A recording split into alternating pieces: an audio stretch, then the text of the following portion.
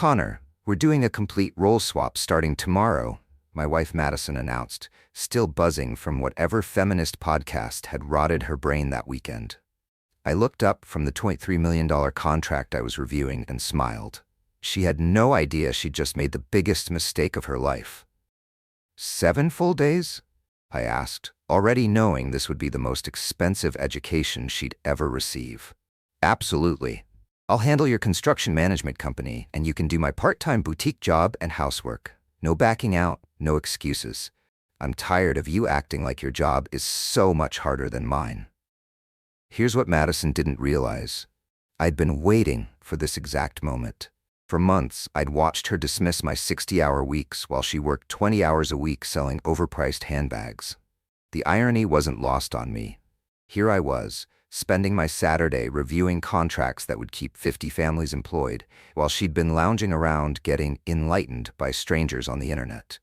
Deal, I said, extending my hand, but we commit to the full 7 days. No matter what happens. Her confident smile told me everything. She was about to get a reality check that would change our marriage forever. By day 2, she was literally begging me to end it. That evening, while she scrolled through Instagram, I prepared her welcome package. Site safety protocols that could shut us down if violated, union contract specifications, environmental compliance documents, and, here's the kicker, a concrete pour scheduled for 6 a.m. Tuesday that could cost us $40,000 if delayed. Over dinner, I outlined my routine. The 5 a.m. wake-up to review project plans, the quarterly tax payment due worth $12,000, and the negotiation with our most difficult supplier. Her confidence began visibly wavering. The smug certainty from earlier was replaced with nervous glances at the calendar I'd prepared. Don't worry, I assured her with a knowing smile. I'm sure you'll handle it as easily as I do every day. Monday would be her introduction to reality. Tuesday would break her completely. That night, as we set our alarms, hers for 5 a.m., mine for the luxurious 7 a.m. she usually enjoyed, I felt a strange sense of anticipation. For years, my contributions had been taken for granted, minimized as just what husbands do. As we turned out the lights, she murmured something about being excited to prove her point about gender roles. I simply smiled in the darkness. This experiment wasn't going to prove what she thought it would. Monday morning, 5:15 a.m. Why is someone named Big Eddie calling me at 5 in the morning? Madison whispered, panic creeping into her voice. That's the concrete supplier.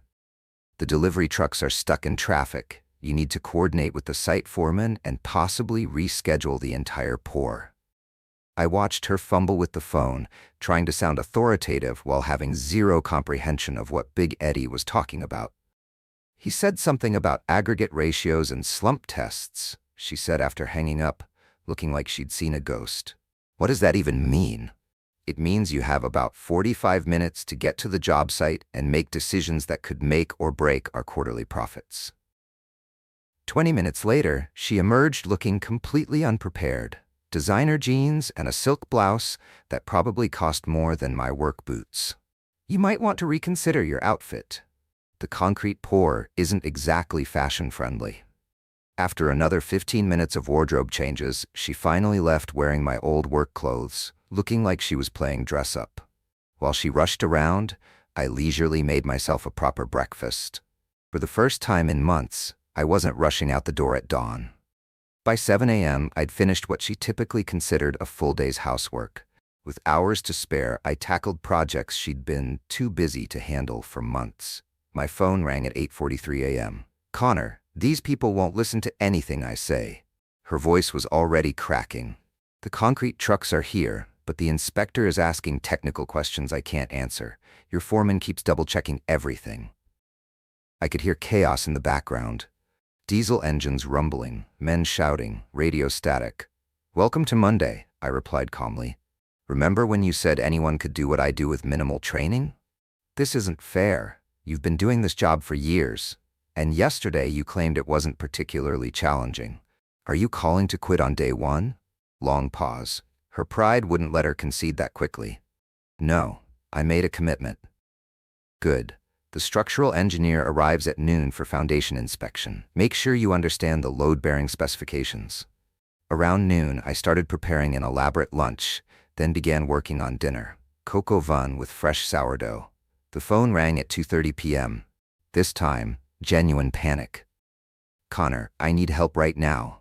The inspector found issues with the concrete forms. The trucks have been sitting here for 3 hours. Everyone's looking at me like I should know what to do." Put my foreman on the phone.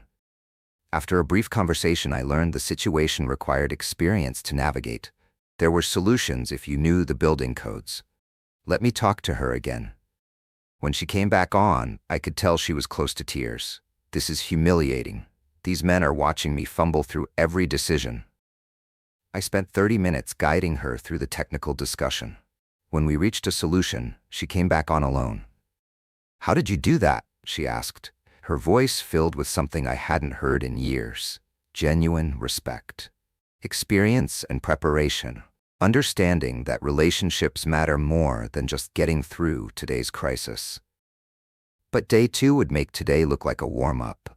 Tuesday morning brought Madison dragging herself out of bed like she'd been hit by a truck. The physical exhaustion had settled into her muscles overnight. "The city inspector is coming for the electrical rough-in today," I mentioned casually while she winced, reaching for ibuprofen. Her phone was already buzzing with 32 new emails and another call from Big Eddie at 5:20 a.m.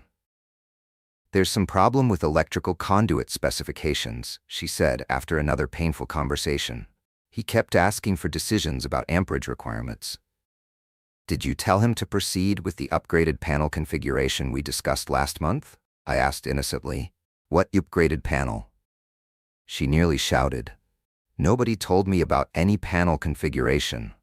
It's in the project notes I gave you, the folder with this week's specifications." Her eyes went wide with panic. There were over 200 pages in that folder. "Yes, that's this week's projects. I review and memorize those details every weekend, so I'm prepared for exactly these situations." That's when it hit her. My job wasn't just showing up and giving orders. It was constant preparation, anticipation, and knowledge that couldn't be faked. After she left for another day of chaos, I took my time with her responsibilities. By 9:30 a.m., I'd cleaned the entire house, started dinner in the slow cooker, and reorganized the linen closet. At 1:15 p.m., my phone erupted with Madison's panicked voice. "Connor, there's an emergency at the Riverside project." She was practically screaming. "The electrical inspector failed the rough-in because of some grounding issue. The electricians are standing around doing nothing, and the client is threatening to terminate our contract." I could hear chaos in the background, men shouting, equipment running, her voice breaking with stress. "This is a $15,000 mistake," she continued. $15,000, Connor. I just cost us $15,000. Your crew is looking at me like I'm completely useless. I can't do this anymore." The desperation in her voice was palpable. "Are you saying you want to end our experiment?" I asked evenly. "Yes," she practically screamed. "This is impossible. I was wrong, okay? I can't step into your shoes. You win. Now please help me fix this disaster." The begging moment. I paused deliberately. "Actually, our agreement was 7 days, no matter what. That was your condition, remember?" The line went silent, except for her shaky breathing. "I can't do this," she whispered. "Please, Connor, I'm literally begging you. I'll do anything. I'll admit I was wrong about everything. Just please don't make me do 5 more days of this nightmare." "Fine," I said after letting her stew. "I'll help you salvage this situation. Put me on speaker with the inspector and electrician." The next 30 minutes were like conducting an orchestra from my living room. I guided the conversation between Madison, the electrical inspector, and our lead electrician, explaining technical requirements and demonstrating the problem-solving I did regularly. When we reached a solution, Madison came back on alone. "How did you do that?" she asked, her voice containing genuine respect I hadn't heard in years. "You solved a problem that had me panicked for 3 hours. Experience, preparation, and relationships. These situations require technical knowledge combined with diplomatic skills that take years to develop." When she finally dragged herself through our door that evening, she looked like a completely different person. She stumbled in, hard hat askew, designer clothes now resembling work rags, mascara streaking her defeated face. "Dinner's ready," I announced cheerfully.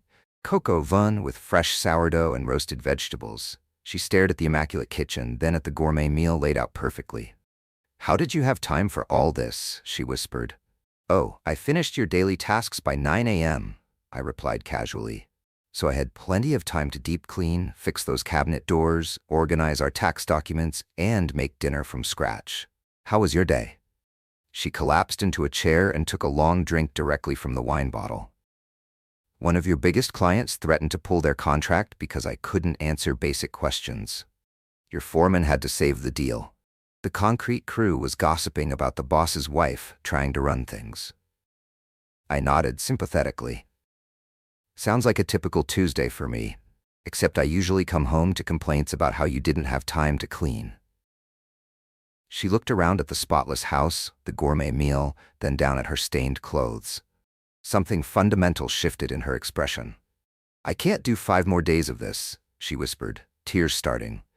"Please, Connor, I'm begging you. Let's end this now." But here's where I made my strategic move. Day 2 was always going to be the hardest, I said, sitting beside her. "But ending now means you'll never fully understand what I handle for our family." "I understand enough," she said through tears. "Your job is impossible." "It's not impossible, it's just demanding, and I do it because that's what it takes to build the life we have." What she discovered on day 3 would shatter her completely. After a long silence, I offered my carefully planned compromise. "How about this? You don't have to go back to the construction sites, but there are other aspects of my responsibilities you haven't experienced yet." Relief washed over her face. "What other aspects?" "Tomorrow, you'll handle our finances, insurance decisions, and the meeting with our accountant. I'll continue with the household duties." She agreed immediately, desperate to escape another construction disaster. What she didn't realize was that the real education was just beginning.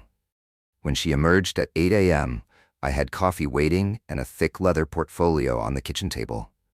"What's that?" she asked suspiciously. "Your agenda for today. Our quarterly financial review, insurance consultations that need immediate decisions, and tax planning discussions with deadlines approaching." She opened the portfolio and her eyes widened at the massive stack of spreadsheets, bank statements, investment summaries, and tax schedules inside. "First, you'll need to reconcile our accounts. I've flagged some unusual charges. There's a $400 charge to some online boutique. Then, transfer funds to cover the property tax payment due tomorrow. It's $6,200. After that, call about the homeowner's insurance renewal. Our premium jumped 40%. Her coffee remained untouched as she flipped through papers with increasing alarm. "Why are there so many investment statements?" she asked, holding up a thick stack. "And what's this about a home equity decision?" "That's our retirement planning. We need to decide whether to increase our 401k contributions to the maximum or pay down the home equity line from the kitchen renovation. The equity line is at 6.5%, but our 401k averages 8.2% returns. There are tax implications that could save or cost us thousands." "I've been analyzing this for weeks." She looked up with genuine confusion. "You've been doing all this during nights and weekends?" "Someone has to manage our financial future. These choices don't make themselves." Then I dropped the real bomb. "These are the disputed medical bills from your surgery last year. The insurance company denied some claims, but I've been fighting them. There's a conference call hearing at 2 p.m. Her hand flew to her mouth. "My surgery bills? I thought those were resolved." "They would have been if we'd paid the $18,000 out of pocket. Instead, I've been battling them for months, filing appeals, gathering documentation, making minimum payments to keep it from collections." "$18,000? She repeated incredulously. "Why didn't you tell me?" "I tried discussing it 4 times. Each time you said you were too stressed and asked me to just handle it. So I did." A heavy silence fell between us. For the first time, she was seeing the invisible mental load I carried. Not just tasks, but the constant weight of financial management and problem solving that kept our life from unraveling. The next few hours were brutal. I stayed nearby, completing household chores while she navigated call after call. each one feeling like a potential financial landmine. When our insurance agent arrived, a sharp professional who clearly knew her business, Madison struggled to keep up with discussions about liability limits, deductible structures, and coverage gaps. "Your husband usually handles these details," the agent mentioned when Madison looked lost. "He's extremely thorough and always comes prepared with specific questions." When asked for decisions about premium changes, Madison looked at me helplessly. "I usually handle this," I explained. "She's learning about our insurance portfolio for the first time." After the agent left, Madison closed the portfolio and pushed it away like it was radioactive. "How do you keep track of all this?" she asked quietly. "It's endless. Every decision feels like it could be a costly mistake." "That's the reality of running a household," I replied. "It's not about who does dishes. It's about who carries the mental burden of keeping our financial life from falling apart." She stared at the papers covering our table. "You handle all this, plus your demanding job, plus fix things around the house. Yet, I made you feel like you weren't doing enough when I couldn't find time to load the dishwasher." Something fundamental was shifting in her understanding. The dinner party disaster would cost us everything. "We're hosting dinner for my business partners tonight," I mentioned casually over breakfast. "Tonight?" Her fork clattered against her plate. "You never mentioned this." "It's been on our calendar for 3 weeks. 8 people arriving at 7. You'll handle the professional networking while I cook." I handed her a folder. Background on each guest, their projects, career goals, potential conflicts. The red notes are sensitive topics to avoid at all costs. "You prepare this much for a dinner party?" "These aren't social gatherings. They're career management opportunities. My project funding for next quarter depends on the impression we make tonight." This was perhaps the most revealing moment yet. The realization that even our social life was carefully orchestrated by me in ways she'd never bothered to notice. "Pay special attention to the regional director's information," I added, tapping a section. "He's considering me for the expansion project.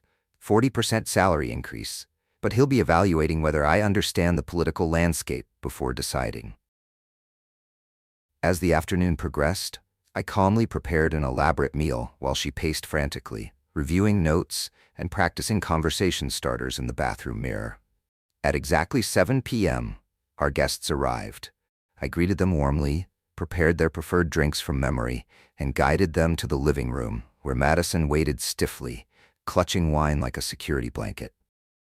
What unfolded over the next 3 hours was both fascinating and vindicating. While I effortlessly served course after course, she struggled desperately to navigate the complex professional dynamics. I observed as she attempted to implement my strategies, redirecting conversations from controversial topics, highlighting key players' accomplishments, mediating between competing personalities. The learning curve was steep, and her mistakes were becoming obvious to everyone. The career-killing moment. The breaking point came during dessert, when the regional director casually mentioned a controversial policy change that had divided company leadership. All eyes turned to her, waiting for the carefully crafted diplomatic response I would normally provide, one that acknowledged all perspectives while subtly reinforcing positions benefiting our team. Instead, she froze like a deer in headlights. "I'm not sure I have strong feelings about that particular issue," she stammered. The response satisfied no one and potentially alienated everyone. I watched the regional director's eyebrows rise slightly, a tiny gesture I recognized as disappointment and concern about my judgment. In that moment, thousands of dollars in potential project funding and my promotion chances likely evaporated. When our guests departed around 10:30 p.m., offering polite but noticeably cooler goodbyes than usual, Madison collapsed onto the couch, emotionally exhausted in a way physical labor never could have induced.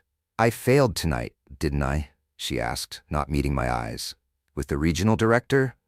"Yes," I admitted honestly. "That project would have meant a significant bonus and opened doors for future opportunities." The casual way I acknowledged the financial impact of her social misstep seemed to hit her harder than any criticism could have. "I thought I was the one carrying the social burden in our relationship," she said quietly.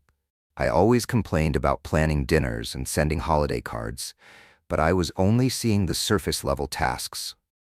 That's been true of every aspect of this experiment, I observed. You've been counting hours in visible tasks while missing the responsibility, pressure, and consequences that come with my roles. She nodded slowly, new humility replacing her previous certainty. I've been unfair to you for years, haven't I? I neither agreed nor disagreed, letting the moment speak for itself.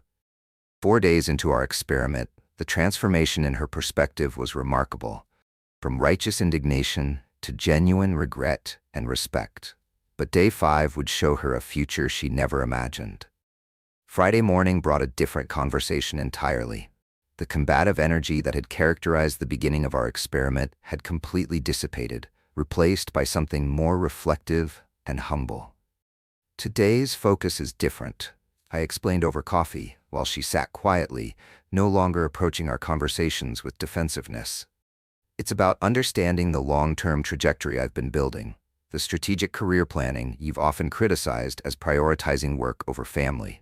I opened my laptop and showed her a detailed presentation I'd prepared months ago, but never shared.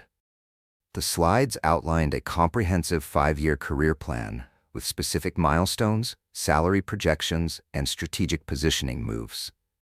This is the career advancement strategy I've been developing, I explained, clicking through slides showing increasing responsibilities and calculated career moves I'd been quietly positioning myself for.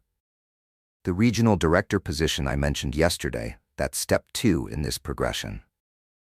She leaned forward as I walked her through the detailed projections, her eyes widening as she began understanding the scope of planning I'd been engaged in without her knowledge. The culmination of this plan, I continued, clicking to a slide showing financial projections, is a senior partner position that would nearly triple our household income within 4 years, plus equity stakes in major projects that could set us up for early retirement. Why haven't I seen this before?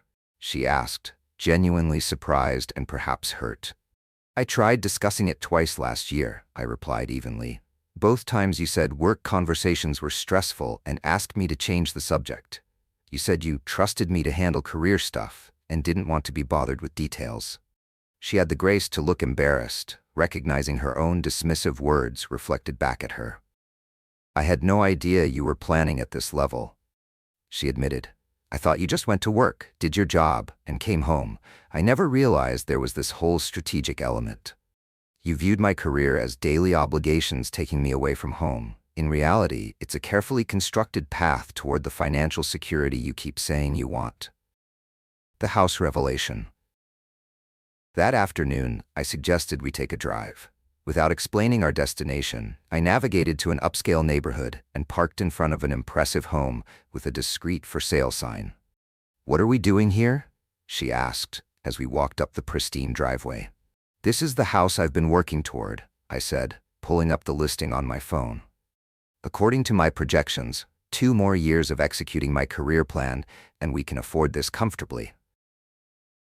Her expression shifted as she peered through windows at soaring ceilings, gourmet kitchen with professional-grade appliances, master suite with spa-like bathroom, and backyard pool with covered entertaining area. Every feature represented something she'd mentioned wanting in our someday home. This isn't just a fantasy, I explained as we walked around the property. This is mathematically achievable based on the trajectory I've been following. The mortgage payment would be less than 30% of our projected income. We'd still have money for vacations, investments, and unexpected expenses. As we drove home in thoughtful silence, I could see her mentally recalibrating her entire understanding of our marriage and my role within it. I keep thinking about all the times I complained about you working late, she said quietly. I thought you were avoiding being home or prioritizing work over family. I never understood you were building toward something specific. What she had perceived as my workaholism was actually purposeful, strategic advancement toward shared dreams she didn't realize were being actively pursued. I've been wrong about almost everything, haven't I? She asked softly. You've been seeing only the surface level, I replied honestly. The visible tasks, the immediate friction points. You missed the entire architecture beneath it all. Day 6 would test if she was ready to change. Saturday arrived with Madison already awake at 6:30 a.m., sitting at the kitchen table with coffee and several financial documents from earlier in the week spread out in front of her. "You're up early," I observed, impressed by her initiative. "I couldn't sleep," she admitted. "I kept thinking about everything I've learned this week, and I realized I wanted to understand more about our finances instead of just leaving it all to you." This wasn't the same woman who'd proposed our experiment 6 days ago. That confident feminist had been replaced by someone genuinely seeking to understand and contribute. "So what happens now?" she asked when I sat down. "After tomorrow, when our experiment officially ends." This was the moment I'd been strategically building toward all week, the conversation that would redefine our relationship going forward. "Things can't go back to how they were," I said firmly but not harshly. "This experiment wasn't just about proving a point. It was about creating a foundation for real change in how we function as partners." "What kind of change?" she asked, leaning forward with genuine interest rather than defensive skepticism. "First, acknowledgement," I began. "I need explicit recognition of the value I bring to our partnership, not just financially, but in all the ways you've experienced this week. The planning, crisis management, relationship building, strategic thinking." She nodded without hesitation. "Absolutely. I owe you that acknowledgement and much more." "Second, participation," I continued. "Not equality in all tasks. We both have our strengths, but awareness and genuine appreciation of what each responsibility entails. No more dismissing my work obligations as less important than social calendars." "I understand," she agreed readily. I was minimizing things I didn't understand. "Finally, partnership," I said, reaching across to take her hand. "Real partnership means when I present career opportunities or financial strategies, you engage meaningfully instead of changing the subject. It means understanding that when I'm working late, I'm not avoiding family time.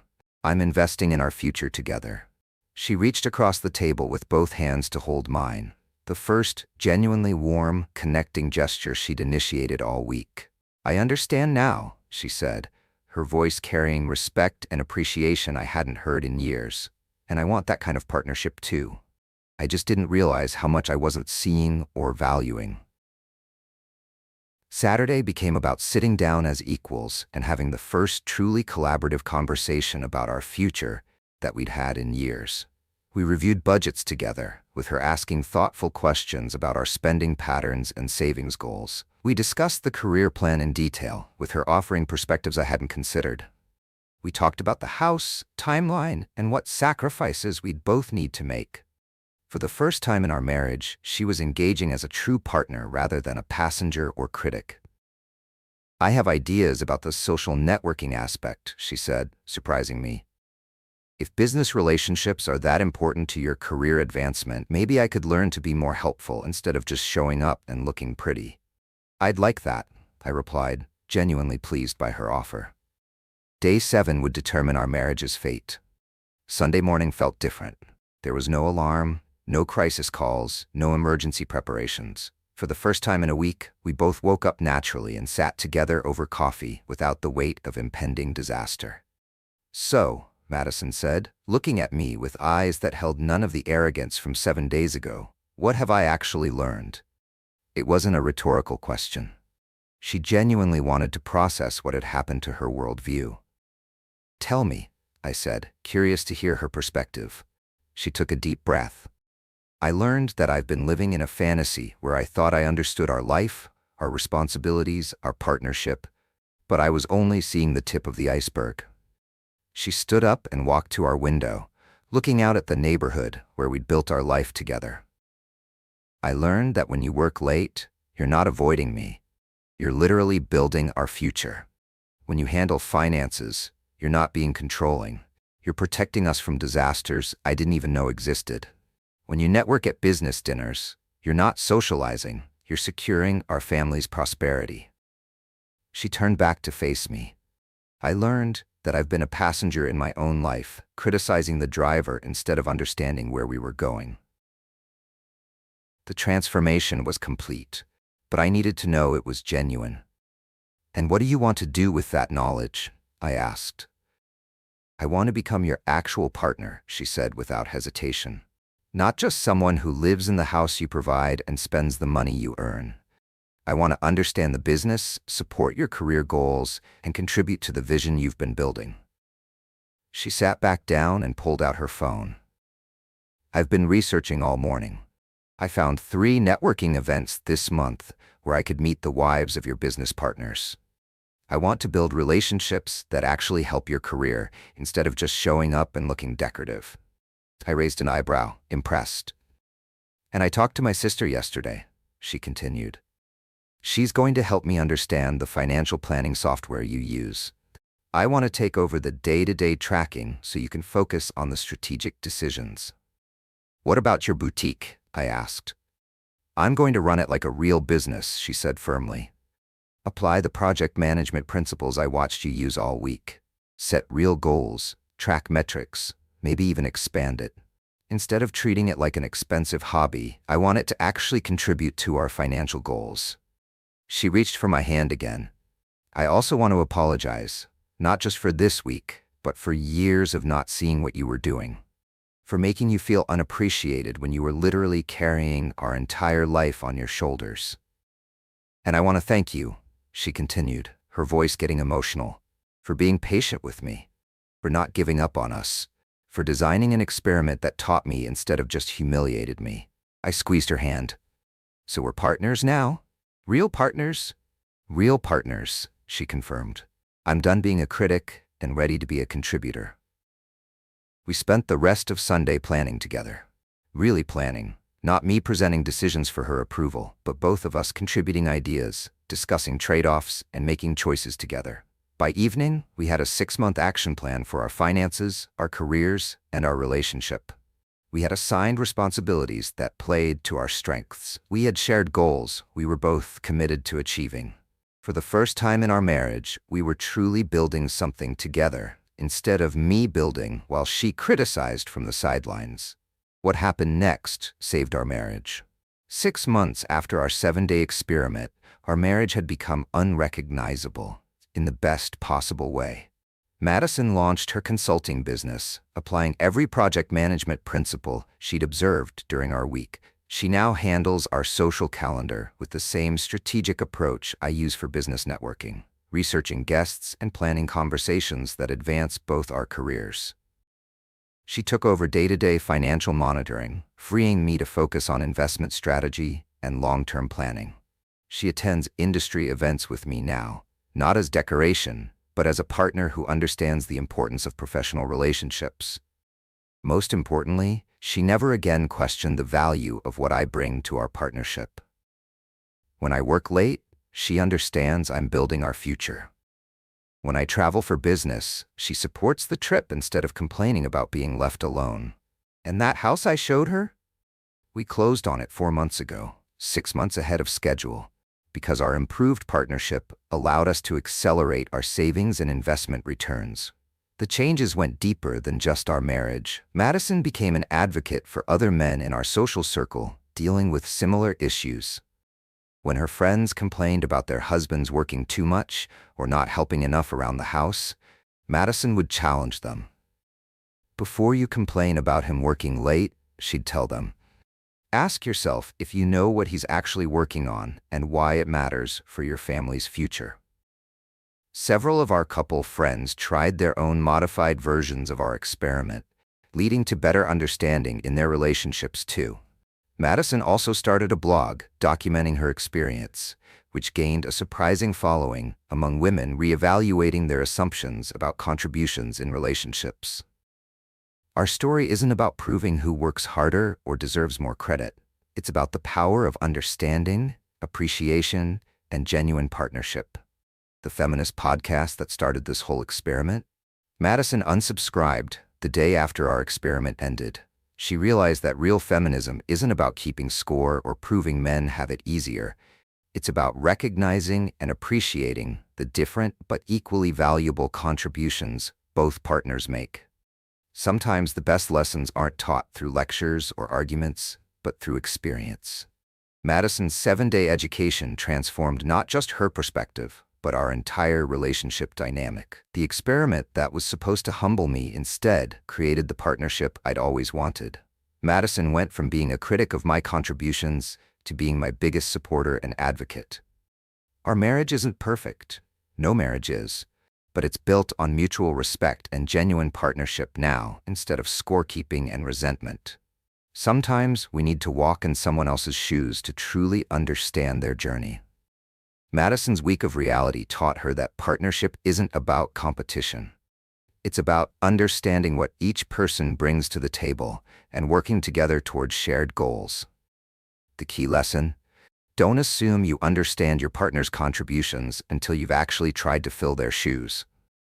Real partnership requires real understanding, not just assumptions and accusations. If this story resonated with you and you've ever felt undervalued in your relationship, smash that subscribe button. Your support helps us bring more stories that matter to men who are building something meaningful with their lives. I've got 2 more videos selected that will blow your mind. Check them out below. And let me know in the comments. Has your partner ever underestimated what you bring to the table? How did you handle it? Have you ever wanted to try a similar experiment with your spouse? What aspects of your contributions do you think they don't fully understand? Share this video with any man who's felt unappreciated in his relationship. Sometimes the best way to create change isn't through argument, it's through experience. Thanks for watching, and I'll see you in the next story where we explore what happens when assumptions meet reality and people finally learn to appreciate what they have.